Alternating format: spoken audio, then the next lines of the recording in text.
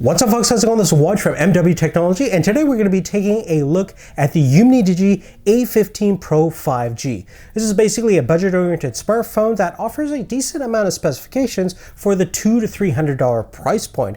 Some of the specs include a 6.6 AMOLED display with a relatively high native resolution, a pretty minimalistic and modern contemporary design, in addition to having a 108 megapixel rear-facing camera for stills, 33 watts of fast charging, expandable memory. Perhaps one of the weak points is the MediaTek SoC. It's using the Dimensity 900 mobile platform, which might not be as fast as some of the current and potentially even the previous generation of smartphones we've encountered in the past. So let's take a look at this smartphone, see if it's right for you, and see if it's worth it. Now, first thing I want to talk about the overall design of the A15 Pro 5G. It weighs just under 200 grams, and thickness-wise, it's only about 8 millimeters. So very thin, very light, and the overall build quality is excellent. It's using this anodized aluminum finish at the back, which is fingerprint resistant, thanks to the overall texture, which is definitely a nice departure from the shiny piano black fingerprint magnets we've been encountering for the last several years in smartphones. Some of the other unique features include a programmable button on the left side of the device. There's also a fingerprint reader on the power/standby button on the right side of the device, just below the volume keys. And you can also face unlock using the front-facing camera. So there are a number of security functions and programmable options to make this a little bit more unique than typical budget smartphones. Now let's talk about the display on the A15. It uses a 6.6 AMOLED display with a native resolution of 2400 by 1080. Not as high resolution as some of the other more upper end smartphones, but definitely sharp enough for most people's needs, I think. And the big highlight over here is that you can go up to 120 hertz refresh rate. So it's very snappy at that setting and very dynamic, fluid looking, matches to the level that we see on upper-end iPhones as well as Samsung devices. In terms of maximum brightness, the display is rated for up to 900 nits, so it's bright enough for most scenarios out there, certainly not as bright as, again, other premium smartphones, and the color accuracy and overall color dynamics is certainly not as accurate as those flagship smartphones that you would encounter from the big manufacturers. But for a passable display that has pretty awesome black levels thanks to the AMOLED, 120 hertz at probably around the $200 price point is definitely not bad, and the highlight of the phone.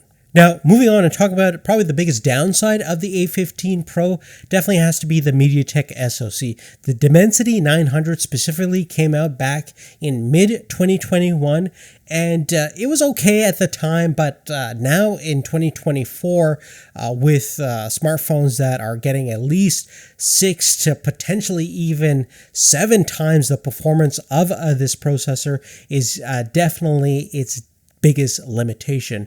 It is an octa-core chip, 6 nanometer architecture with 2 performance cores that can turbo up to 2.4 gigahertz, 6 high efficiency cores that typically can turbo up to 2 gigahertz. The GPU is the ARM Melee G68, has a total output of 621 gigaflops, which makes it a pretty hard struggle playing anything graphically intensive from a gaming perspective, but just internet browsing and checking social media and just general smartphone communication stuff, I think this SoC is definitely passable, but subpar for everything else. Now, about the RAM that we mentioned earlier, with the factory setting, it is 12 gigabytes, but you can utilize some of your long-term storage to get an additional 12 gigabytes of RAM from a virtual standpoint, so you can get up to 24 gigabytes of RAM.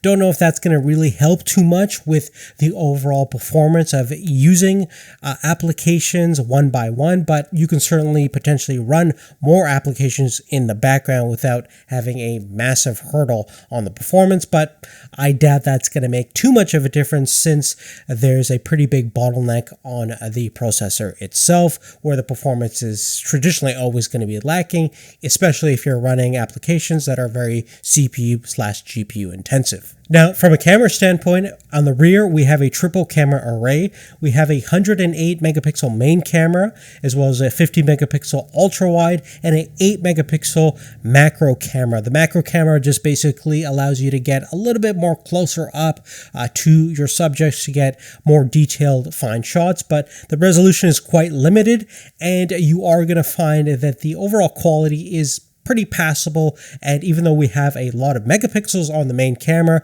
you're not going to really discern too much more details than you would even find on a 12 megapixel iPhone camera. So if you're going to, again, compare this to my older iPhone 12, the camera performance is definitely pretty passable and subpar, and certainly not going to match up to what you're going to encounter with the flagship smartphones out there. Lastly, let's talk about the battery performance. We have a 5,000 milliamp hour battery, has 33 watts of fast charging capabilities using the USB-C connection. There is no wireless Qi charging capabilities, and I did do a battery drain test just to give myself an idea in terms of what the phone is capable of. And specifically for our battery drain test, we play a video on a loop.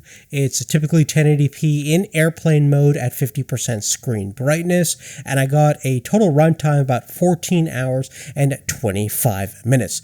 Definitely not as good as a modern day iPhone or Samsung Galaxy product, but in addition to that, we have encountered other smartphones that have smaller capacity batteries getting 2 to 4 more hours of a battery life runtime on this exact same test. Now, in summary, I do have to say that everything really comes down to one aspect. How much is exactly this A15 Pro going to cost? We don't, unfortunately, know the exact answer to that. I asked my sources and they gave me a price range between $200 to $300. Now, in the low $200 or cheaper, that's definitely not a bad little bargain.